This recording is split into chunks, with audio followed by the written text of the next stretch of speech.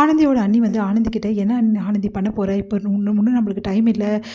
இந்த 48 மணி நேரத்துக்குள்ளே நம்ம எப்படியாவது நிரூபிச்சாகணும் அப்படின்றாங்க. அதுதான் நீ யோசிச்சுட்டு இருக்கேன் அப்படின்னோடனே, அண்ணி அவன் எங்கே இருக்கான் அப்படின்னோடனே, அவன் யார்கிட்டயோ ஃபோனில் பேசிகிட்டு இருக்கான் ஆனந்தி அப்படின்றாங்க. அப்படியா, யார்கிட்ட பேசிகிட்டு இருப்பான்? அதுதான் ஆனந்தி தெரியல, ரொம்ப நேரமாக பேசிகிட்டு இருக்கான், ரொம்ப பதட்டமாகவும் இருக்கான், இப்போ தான் பார்த்துட்டு வந்தேன் அப்படின்னோடனே, அப்படியா சரி அண்ணி நீங்கள் இங்கே இருங்க, நான் என்னென்னு போய் பார்த்துட்டு வரேன் அப்படின்னோடனே, அவன்கிட்ட போகாத ஆனந்தி, அவன் எதாவது சொல்ல போகிறான். இல்லை அண்ணி இப்போ தான் மெயினாக நம்ம அவன்கிட்ட போகணும், அவன்கிட்ட எப்படியாவது உண்மையை தெரிஞ்சுக்கணும்,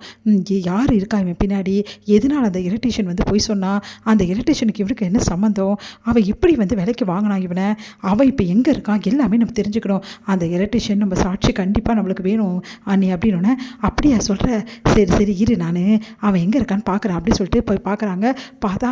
அவன் இன்னமும் அங்கே தண்ணி நின்று பேசிகிட்டு இருக்கான், ஏதோ மும்முரமாக பேசுகிறான், கண்டிப்பாக அந்த எலக்ட்ரிஷியன் கிட்டே பேசுவானா இல்லை வேறு யார்கிட்ட பேசுவானான்னு தெரியலையே,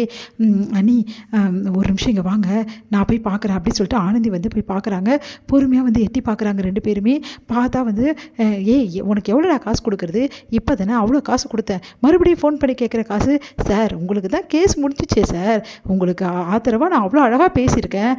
சூப்பராக பேசி உங்கள் ஒய்ஃபை வந்து நீங்கள் டைவர்ஸ் பண்ணுறதுக்கு ஏற்பாடும் பண்ணிட்டீங்க, இதுக்கப்புறமா பணம் கொடுக்க மாட்டேன்னு என்ன சார் அர்த்தம், நான் தான் உனக்கு பேசின பணத்தை கொடுத்துட்டேனாடா, சரிங்க சார் இன்னும் கொஞ்சம் பணம் வேணும் சார், எனக்கு ரொம்ப அர்ஜென்ட் சார், வீட்டில் பிரச்சனை சார் அப்படின்றாங்க. இங்கே பாருப்பா சும்மா சும்மா பணத்தை கேட்டு இருந்தீங்கன்னா வேலைக்கு ஆகாது அப்படின்னோடனே, சார் ப்ளீஸ் சார் நான் அவ்வளோ தூரம் சொல்கிறேங்க சார் புரிஞ்சிக்கவே மாட்டேங்கிறீங்க, கொஞ்சம் அர்ஜென்ட்டாக பணம் வேணும், சரி சரி கேஸ் எல்லாம் முடிவிட்டு அப்புறம் தரேன், இல்லை சார் எனக்கு உடனே அர்ஜென்ட்டாக வேணும், நீங்கள் வேணால்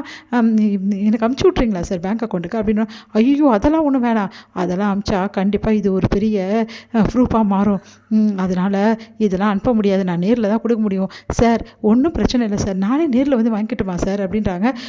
சரி சரி நான் சொல்கிற இடத்துக்கு வந்துரு, அந்த இடத்துல வச்சு உனக்கு நான் காசை கொடுத்துட்றேன் போதுமா அப்படின்னோடனே, சார் எங்கே சார் வரணும் அப்படின்னோடனே, இந்த இடத்துக்கு வந்துரு கரெக்டாக அதே மாதிரி நான் சொன்ன டைம் தான் வரணும், அப்போ தான் நான் கரெக்டாக அங்கே வர முடியும், இங்கேருந்து எதுவும் பண்ண முடியாது புரியுதா, ரொம்ப நேரம் பேச முடியாது, ஃபோனை வை அப்படி சொல்லிட்டு வச்சிடறாரு. அண்ணி அப்போது அந்த எலக்ட்ரிஷியன் பார்க்க தான் இந்த வீரா போகிறானா, ஆமாம் அந்த எலக்ட்ரிஷியனுக்கு பணம் கொடுக்க போகிறான், கண்டிப்பாக இது நம்மளுக்கு ப்ரூஃபாக அமையும் அண்ணி, அண்ணி எப்படி அண்ணி இதை எடுக்கிறது, நம்ம வேறு வழியே கிடையாது, நம்ம இவன் பின்னாடி போய் தான் கண்டுபிடிக்கணும், சரி நீ இப்போ இவன் எப்படி போகிறான் எப்போ போகிறான்னு தெரியல, அதான் சொன்னானே ஃபோனில் நான் வந்து கண்டிப்பாக பார்க்க வரேன், எனக்கு கண்டிப்பாக கிளம்பி போவான், அப்போது பின்னாடியே நம்ம எப்படியா போனோன்னா அந்த எலக்ட்ரிஷியனை இவனையும் கண்டிப்பாக நம்ம பிடிச்சிடலாம் அப்படின்னோடனே, சூப்பர் அண்ணி, அண்ணி நீங்கள் வந்து ஒரு டிடெக்டிவாக பிறக்க வேண்டியது அண்ணி, என்ன பண்ணுறது எல்லாம் உன் அண்ணன்கிட்ட மாட்டிக்கினே அவஸ்தைப்படுறேன் அப்படின்றாங்க. அடுத்து வந்து இங்கே என்ன பண்ணுறாங்க, ஆனந்தியும் வந்து அவங்க அண்ணியும் வந்து யோசிச்சுட்டே இருக்காங்க, இவன் போவானா அப்படி சொல்லிட்டு பார்த்துக்கிட்டே இருக்காங்க. உடனே வந்து கிளம்புறாரு. அந்த டைமில் கரெக்டாக வந்து ஃபோன் வருது, இப்போன்னு பார்த்து ஃபோன் வருது, எங்கேயோ கிளம்ப போனானே அப்படின்னோடனே, சரிங்க நீ வேறு யார் ஃபோன் பண்ணுறதுன்னு போய் பார்ப்போம், ஒரு எலக்ட்ரிஷியன் வேறு ஏதாவது இடத்துக்கு வர சொன்னானா, சரி சரி நம்ம போய் பார்ப்போம் அப்படி சொல்லிட்டு எட்டி பார்க்குறாங்க. அப்படியே விட்டு கேட்குறாங்க. அப்போ வந்து சார் சொல்லுங்கள் சார் அப்படின்னோடனே,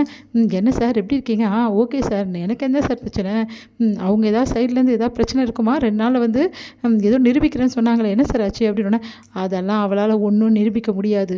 ஏன்னா ஸ்ட்ராங்காக எல்லா ஆதாரத்தையும் நான் ரெடி பண்ணியிருக்கேன்ல, அந்த வீடியோஸ் எல்லாமே வந்து எடிட் பண்ணி எவ்வளோ பக்காவாக காமிச்சேன் பார்த்தீங்களா, சார் நீங்கள் கிரேட் சார், நான் தான் அப்போவே சொன்னேனே சார், நீங்கள் வந்து வக்கீலாக இருக்க வேண்டியது சார், தேவையில்லாமல் வந்து சாதாரண ஆளாக இருக்கீங்க சார் அப்படின்னோடனே, சரிங்க சார் நீங்கள் எதுக்கு ஃபோன் பண்ணீங்க, அதான் சார் 2 நாள் அவங்க ப்ரூஃப்லாம் ரெடி பண்ண சொல்கிறாங்களே, நீங்கள் அங்கே தானே இருக்கீங்க, அதனால் வேறு எதாவது ரெடி பண்ணாங்களா, எதாவது பார்த்தீங்களா, அதுக்கேற்ற மாதிரி நம்ம எதாவது பண்ணோம்ல சார், அதெல்லாம் ஒன்றும் தேவையில்லை, நான் சொன்ன மாதிரி எல்லாமே பக்காவாக இருக்குது, அந்த ஆனந்தியால் ஒன்றும் பண்ண முடியாது, சும்மா பூச்சாண்டி காட்டிகிட்டு இருக்கா, அதனால் இன்னும் அவளை எவ்வளோ அசிங்கப்படுத்த முடியுமோ அவ்வளோ அசிங்கப்படுத்தலாம், ஒன்றும் பிரச்சனை இல்லை, சரிங்க சார் அந்த எலக்ட்ரிஷியன் வந்து மறுபடியும் ஏதாவது சாட்சினா சொல்லுவான்ல, அதெல்லாம் நான் பார்த்துக்கிறேன் சார், அந்த எலக்ட்ரிஷியனாக எந்த பிரச்சனையும் வராது அப்படின்னு சொல்லிட்டு, சரி நீங்கள் ஃபோனை வச்சுருங்க சார் வச்சுட்றாங்க.